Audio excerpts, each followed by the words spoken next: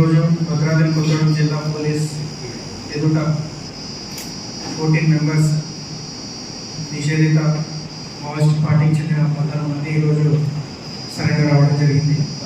దీంట్లో 2 area committee సభ్యులు, అదేవిధంగా 4 పార్టీ మెంబర్స్, మిగతా 8 మంది కూడా మిలిషియా మెంబర్స్, అదేవిధంగా ఆదివాసీ మహిళా సంఘటన, అదేవిధంగా విలేజ్ కమిటీ మెంబర్స్గా పనిచేసిన వాళ్ళు. దీంట్లో అందరూ కూడా బీజాపూర్ జిల్లా వాస్తవ్యులు, ఆమె హుసూర్, అదేవిధంగా గంగూరు పిఎస్ మధ్యలో గల గ్రామానికి చెందిన వాళ్ళు. దీంట్లో ఒకరు ఏసీఎం ర్యాంక్ కూడా మన చెర్ల నుంచి కూడా ఉన్నారు. సో ముఖ్యంగా ఈరోజు 14 మందిలో 2 ఏసీఎం క్యాడర్ కూడా, ఒకరు వచ్చేసి మన సౌత్ గడ్చరోలి డివిజన్ కమిటీలో ఏరియా కమిటీ మెంబర్గా పనిచేశాడు.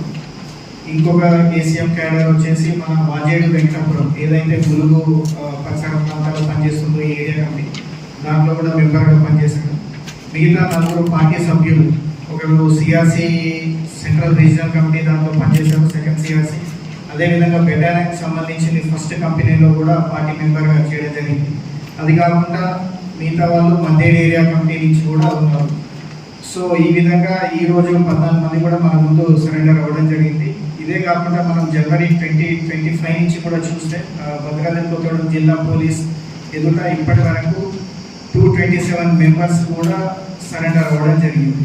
దీంట్లో ముఖ్యంగా డివిజన్ కమిటీ స్థాయి మెంబర్స్ 1, ఏరియా కమిటీ మెంబర్స్ 11 మంది, పార్టీ మెంబర్స్ ఒక 27 మంది, అది కాకుండా మిగతా militia committee members, village committee members అందరూ కూడా మన జిల్లా ఎదుట లొంగిపోవడం జరిగింది. దీనికి అనేక కారణాలు ఉన్నాయి. ఒకటి, అక్కడ బీజాపూర్, సుక్మా జిల్లాలలో సిఆర్పిఎఫ్ క్యాంప్స్ ఎస్టాబ్లిష్ చేయడం వల్ల ఇప్పుడు వాళ్ళ మనుగడ సాధ్యం కాదనే ఉద్దేశంతో లొంగిపోవడం ఒకటి. సెకండ్ ఇంపార్టెంట్ థింగ్ కూడా తెలంగాణ ప్రభుత్వం, అదేవిధంగా తెలంగాణ పోలీస్, ముఖ్యంగా భద్రాద్రి కొత్తగూడెం జిల్లా పోలీస్ ఏవైతే కమ్యూనిటీ కాంటాక్ట్ ప్రోగ్రామ్స్, అదేవిధంగా ఆత్మీయ సమ్మేళనం లాంటి ప్రోగ్రామ్స్ క్రియేట్ చేసి వాళ్ళకు అవేర్నెస్ క్రియేట్ చేస్తున్నారు. అంతేకాకుండా వీళ్ళు ఎవరైతే లొంగిపోతున్నారో ఇనీషియల్గా ఒక టోకెన్ అమౌంట్ ఆఫ్ 25,000 వీళ్ళకి ఇవ్వడం జరుగుతుంది. దాని తర్వాత దగ్గరుండి వాళ్ళకు బ్యాంక్ అకౌంట్స్ ఓపెన్ చేయించి వాళ్ళ స్థాయికి తగ్గట్టు డివిజన్ కమిటీ మెంబర్కి అయితే 8 లక్షలు, ఏరియా కమిటీ మెంబర్కి అయితే 4 లక్షలు, పార్టీ మెంబర్కి 1 లక్ష, ఈ విధంగా వాళ్ళకు ఎంత తొందర అయితే అంత తొందర ఆధార్ కార్డులో బ్యాంక్ అకౌంట్లు ఓపెన్ చేసి వాళ్ళకి ఇవ్వడం జరుగుతుంది. సో దీన్ని చూసి కూడా వాళ్ళు బీజాపూర్, సుక్మా జిల్లా వాస్తవ్యులు అయినప్పటికీ కూడా తెలంగాణ ప్రభుత్వం, అదేవిధంగా తెలంగాణ పోలీస్, ముఖ్యంగా భద్రాద్రి కొత్తగూడెం జిల్లా పోలీస్ ఎదుట లొంగిపోతే వాళ్ళకు రావాల్సిన రివార్డ్స్ ఏవైతే ఉన్నాయో త్వరగా వస్తున్నాయన్న ఒక నమ్మకంతో కొత్తగూడెం జిల్లా పోలీస్ ముందు లొంగిపోవడం జరుగుతుంది. సో ఇంతే కాకుండా ఇప్పుడు కూడా మీరు చూస్తున్నారు, ఇప్పుడున్న పరిస్థితులలో కూడా వీళ్ళకు అక్కడ జీవించడం అనేది చాలా కష్టంగా మారింది. సో దీంట్లో చాలామంది అమాయకులు ఉన్నారు, ఫోర్స్ఫుల్గా కూడా దాంట్లో పనిచేయడం జరిగింది. వీళ్ళందరూ కూడా రియలైజ్ అయ్యి ఇప్పుడున్న వరకు ఏవైతే ఇంటీరియర్ విలేజెస్లో కూడా మనం రోడ్లు అవన్నీ కూడా ఏర్పాటు చేయడం జరిగింది. అంతేకాకుండా వాళ్ళకు మెడికల్ ఫెసిలిటీస్ కావచ్చు, యూత్ని అట్రాక్ట్ చేయడానికి స్పోర్ట్స్ కాంప్లెక్స్ కావచ్చు, ఇవన్నీ కూడా చేయడంతో వాళ్ళు ఆకర్షితులై ఇక మావోయిస్ట్ తోటి వచ్చేది ఏం లేదు, వాళ్ళతోటి డెవలప్మెంట్ ఏం లేదని భావించి పోలీసుల ముందు లొంగిపోతున్నారు.